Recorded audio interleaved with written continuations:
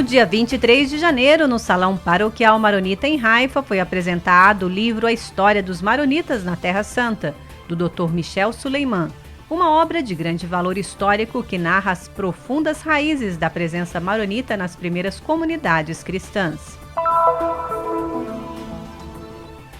Após um período de renovação dos espaços e dos materiais informativos dedicados a uma das relíquias mais importantes do cristianismo, foi reaberta em Jerusalém, no Pontifício Instituto Notre Dame, a exposição da réplica do Santo Sudário. No especial Faces da Terra Santa, dedicado aos 800 anos da morte de São Francisco, Frei Giuseppe Gafurini nos apresenta os carismas nascidos nos passos do Santo de Assis, que compartilham o amor pelo povo da Terra Santa. Um só corpo, um só espírito é o tema da Semana de Oração pela Unidade dos Cristãos 2026, que acontece em Jerusalém de 24 de janeiro a 1º de fevereiro. Um convite para redescobrir o que une os cristãos em todo o mundo.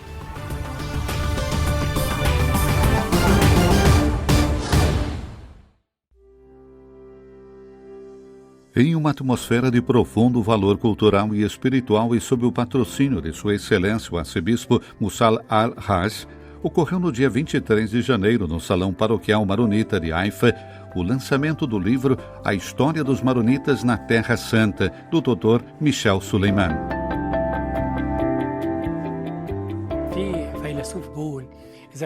Um filósofo disse certa vez: se você quer extinguir um povo, faça-o esquecer sua história. Somos um povo presente há 16 séculos, desde a época de São Marão até hoje. Nossa presença na Terra Santa remonta a 14 séculos.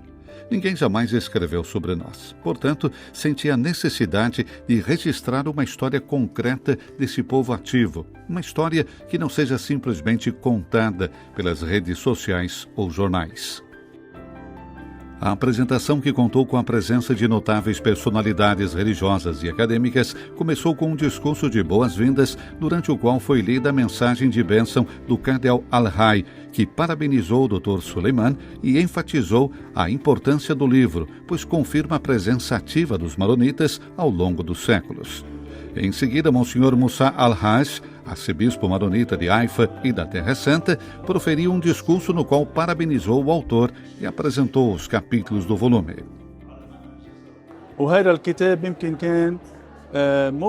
Este livro é um sonho para a Igreja Maronita. Depois de lê-lo, nossos olhos se abriram para muitas realidades desconhecidas em Haifa, Jerusalém, Jaffa, Nazaré. Aqui, por exemplo, havia uma escola pertencente à Igreja Maronita. Entre 1911 e 1942, 219 alunos estudaram. Este livro é uma referência fundamental. Não podemos mais falar da Igreja Maronita sem mencioná-lo. Esta obra representa uma valiosa adição à biblioteca cristã e histórica. Esse livro é fruto de aproximadamente 5 anos de trabalho baseado em extensa e aprofundada pesquisa de campo. Trata-se de uma obra pioneira e a primeira do gênero a abordar a presença maronita na Terra Santa. O livro tem aproximadamente 500 páginas e é composto por 16 capítulos. O autor inicia com um capítulo intitulado Quem são os Maronitas? Nele, explica suas origens como um movimento ascético ligado a São Maron, sua transição da vida no deserto e em terras abertas para a vida monástica e, posteriormente, sua organização sob a égide da Igreja Católica. O livro também destaca a contribuição dos maronitas para a salvaguarda da identidade cristã nesta terra, em meio aos conflitos e perseguições que sofreram ao longo da história. A importância do livro reside também na ligação entre a Terra Santa e o Líbano, devido à presença da comunidade maronita. O autor dedica 14 capítulos aos maronitas da Terra Santa. Cada capítulo tem o título da cidade ou vilarejo onde eles vivem, incluindo os nomes de suas famílias e a história de sua chegada a esses lugares. O livro observa que a maioria vive em Haifa e na Galileia, enquanto centenas residem em Jaffa, Jerusalém e Belém. Também enfatiza que uma parte significativa dos fiéis nas paróquias latinas de Jerusalém e Nazaré por exemplo, são de origem maronita e trabalharam com a custódia da Terra Santa. Atualmente existem aproximadamente 10 mil maronitas no país e, embora não sejam expressivamente numerosos, sua presença é ativa entre as comunidades árabes e não árabes.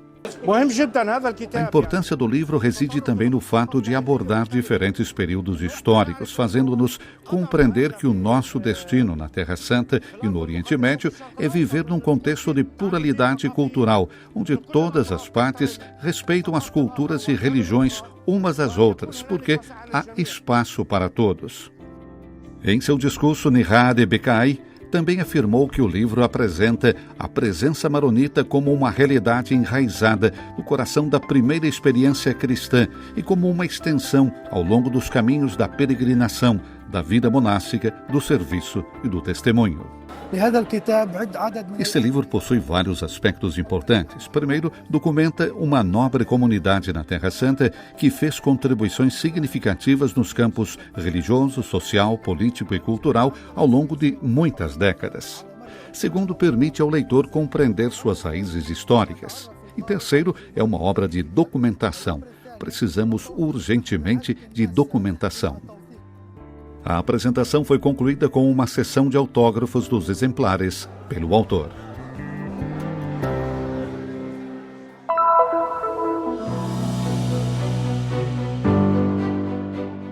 Em Jerusalém, a exposição e reprodução do Santo Sudário é realizada há 20 anos, graças aos esforços de toda a equipe de Notre Dame e dos Padres Legionários de Cristo. Bianca Matos, responsável pelo projeto, explica que o espaço precisava há muito tempo de uma reforma e de um fluxo organizado, a fim de responder adequadamente às necessidades dos grupos de peregrinos e visitantes. As reservas para grupos ou visitantes individuais podem ser feitas diretamente no site do Guest House do Notre Dame Center, com explicações disponíveis em inglês, russo, espanhol e português. A visita tem uma duração de cerca de 45 minutos e está dividida em 3 sessões, que incluem história, ciência e fé. O que a gente procura fazer numa primeira etapa é dizer do que se trata, né? O que é o Santo Sudário, né? Essa tela de mais ou menos 4 metros, né? Por 1 metro e pouco de largura, o que contém nela, né? Que é a figura de um homem que sofreu muita violência. Estamos falando de um homem mais ou menos de 1,80 de altura. Depois também nós falamos um pouco da história, né? A trajetória desse Santo Sudário por onde passou. Se a história de Jesus Cristo, se a história desse Santo Sudário, vamos dizer, terminou e começou aqui em Jerusalém, por que hoje ele está na Itália? Por que hoje ele está em Turim? Né? Então, qual foi o recorrido que o Santo Sudário fez em diferentes países? A terceira sessão, completamente renovada, apresenta painéis que ilustram estudos científicos, incluindo estudos botânicos, como a análise do pólen, do grupo sanguíneo, das manchas e da datação da descoberta do lençol. O Santo Sudário é ainda objeto de estudos, nos conta Bianca, pois ele mostra o volume desse corpo e a possibilidade de analisá-lo com seus músculos em uma imagem tridimensional. E por último também um recorrido pela Sagrada Escritura, né? Sobretudo essa parte da paixão, da crucifixão, da flagelação, a coroação de espinhos, né? Que nós podemos ler nos Evangelhos.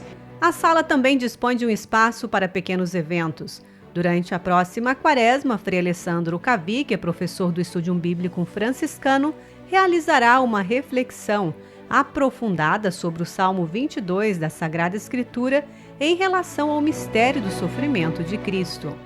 De quem passe por Jerusalém, quem tem uma peregrinação nesse momento, quem estiver na cidade, passarem aqui em Notre Dame, nessa exibição sobre o Santo Sudário, conhecer um pouco mais da nossa história, né, da história do Santo Sudário em concreto, e ter essa experiência espiritual, sobretudo. Né?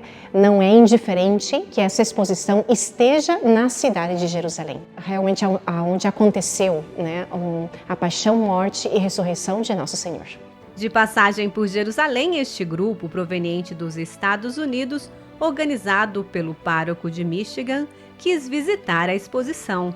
Para a Luz, que está na Terra Santa pela primeira vez, Estar aqui representa a realização de um sonho. It's beautiful. It is something that... É maravilhoso, é algo com o que sempre sonhei. Nem consigo explicar bem. É como ter lido um livro ou na Bíblia e de repente estar no lugar onde tudo aconteceu. É profundamente emocionante. Não consigo expressar o que sinto. It's so moving. I couldn't express my feelings how.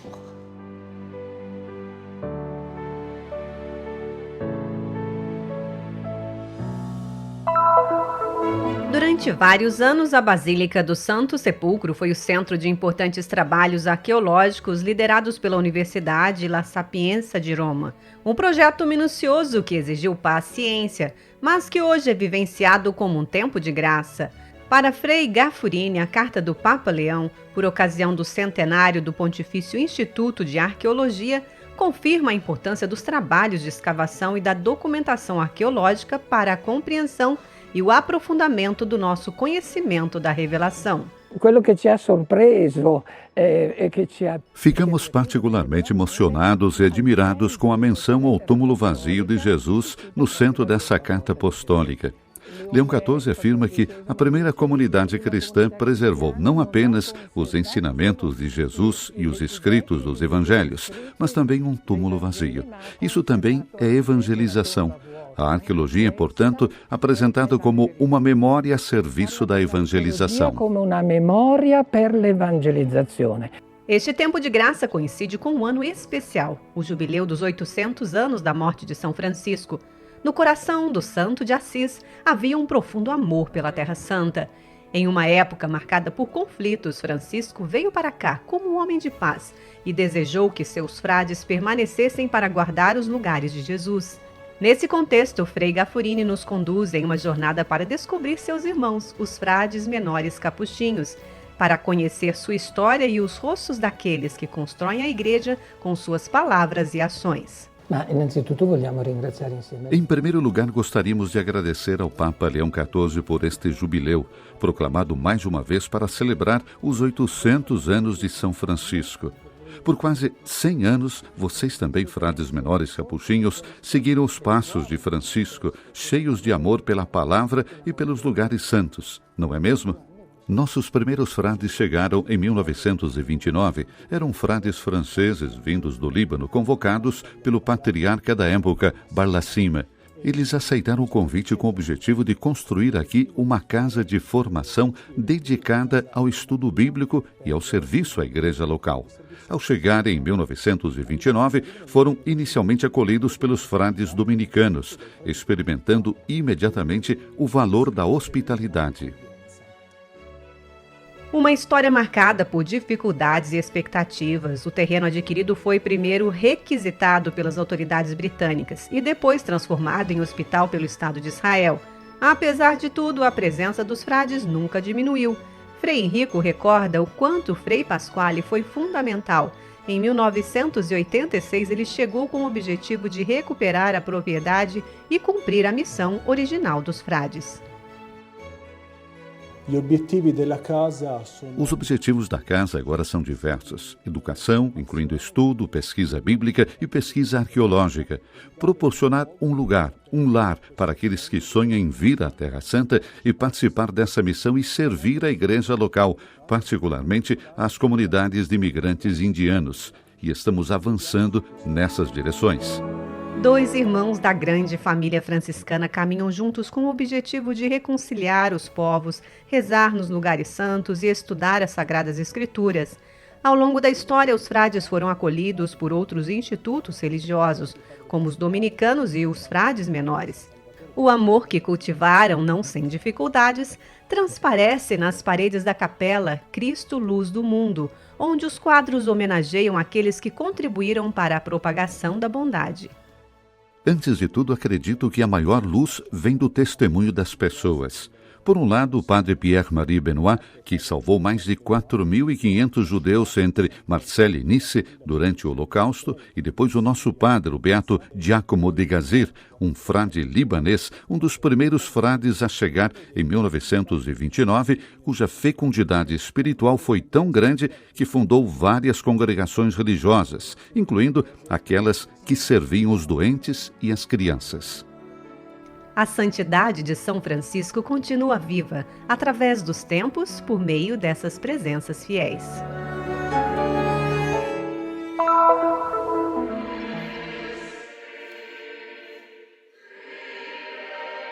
Em Jerusalém, onde as pedras ecoam as orações da primeira comunidade, iniciou-se no dia 24 de janeiro a Semana de Oração pela Unidade dos Cristãos, inspirada pelas palavras de São Paulo aos Efésios: um só corpo e um só espírito, assim como sois chamados a uma só esperança, aquela da vossa vocação. Em um tempo em que as divisões se multiplicam, a oração torna-se uma linguagem comum entre as igrejas e um testemunho vivo de que o Espírito que une os crentes é mais forte do que qualquer realidade que os divide. A esperança cristã é um chamado à perseverança no amor, na paciência e na paz. هذه الصلاة مهمة لأنه يسوع قال فليكونوا واحدا كما أنا والآب واحد. Esta oração é importante porque Jesus Cristo diz: para que todos sejam um, assim como eu e o Pai somos um. Jesus queria que a igreja, sua noiva, fosse uma. Ele fundou uma única igreja e o chamou de Reino dos Céus. Contudo, hoje vemos centenas de igrejas pertencentes a diferentes famílias eclesiais. Existem algumas diferenças doutrinais e, por vezes, disciplinares, mas, na verdade, o que nos une como igrejas é muito mais do que o que nos divide. ما يجمعنا ككنائس هو أكثر بكثير مما يفرقنا. Ao falar sobre o significado da Hora da Unidade, o bispo Schommel enfatizou que, diante dos desafios e dificuldades que a Igreja, a comunidade cristã e sua presença na Terra Santa enfrentam, a unidade é uma verdadeira necessidade. A Igreja é chamada, hoje mais do que nunca, a ser um corpo que testemunha o amor mesmo no sofrimento. الكنائس كلها تعمل من أجل الوحدة، الكل بيصلي من أجل الوحدة. Todas as igrejas trabalham e oram pela unidade, mas a hora da unidade ainda não chegou. Deus quer que nos preparemos porque a unidade não é apenas uma dádiva de Deus, mas uma dádiva que a humanidade precisa ser capaz de acolher, e ainda não estamos prontos para isso. Se nos uníssemos amanhã, mas mantivéssemos uma mentalidade de orgulho, egoísmo, teimosia, senso de superioridade e crítica aos outros, essa unidade terminaria no dia seguinte. A dádiva de Deus deve ser acolhida com corações prontos e dispostos. فعطية ربنا يجب أن تقبل بقلوب مستعدة. Nos últimos anos, as igrejas embarcaram numa jornada de diálogo ecumênico incomum em comparação com o passado. Esse espírito manifestou-se na oração histórica que reuniu o falecido Papa Francisco com o patriarca ecumênico e os patriarcas de Jerusalém na Basílica do Santo Sepulcro, onde foi sublinhado que a nossa unidade como igrejas não se fundamenta apenas no Evangelho e na Palavra de Deus, mas também no sangue dos mártires da Igreja, semente de uma unidade viva. This unity is especially vital in times of uncertainty.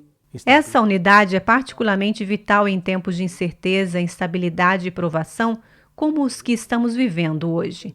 Em Jerusalém, as igrejas encontraram grande força na colaboração e coordenação promovidas pelo Conselho dos Patriarcas e líderes das igrejas da cidade. Assim como nos unimos aos cristãos de todo o mundo em oração pela unidade cristã, humildemente pedimos a todos os cristãos que orem por nós, para que a Igreja de Jerusalém permaneça unida nestes tempos difíceis e para que os peregrinos que visitam a Cidade Santa possam encontrar a beleza, o calor e o testemunho vivo de todas as nossas igrejas. The beauty, warmth and living witness of all our churches.